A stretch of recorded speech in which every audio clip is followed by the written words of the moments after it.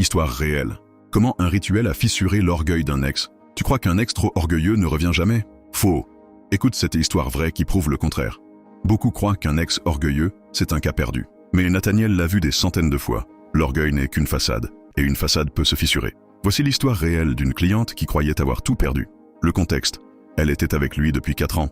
La rupture fut brutale, pleine de disputes et de reproches. Lui répétait sans cesse « C'est fini, je ne reviendrai pas ».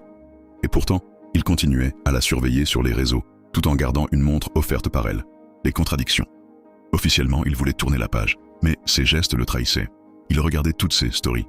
Il n'avait jamais jeté les cadeaux. Il bloquait puis débloquait son numéro. Ses incohérences montraient une vérité.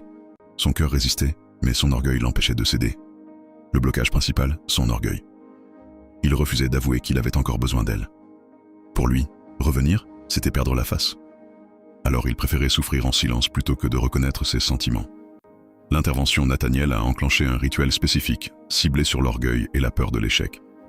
Ce rituel n'a pas créé des émotions, elles étaient déjà là. Il a simplement fissuré le mur invisible qui empêchait le retour.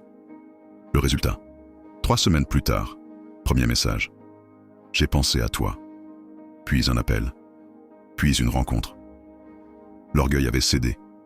Les sentiments, eux, n'avaient jamais disparu.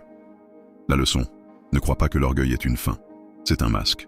Et ce masque tombe quand les blocages se fragilisent. Conclusion. Un ex orgueilleux n'est pas un ex sans amour. C'est un ex qui cache. Et quand le mur de l'orgueil se fissure, la vérité réapparaît. Dis-moi en commentaire. Ton ex est-il ou elle trop orgueilleux, seul pour avouer ses sentiments?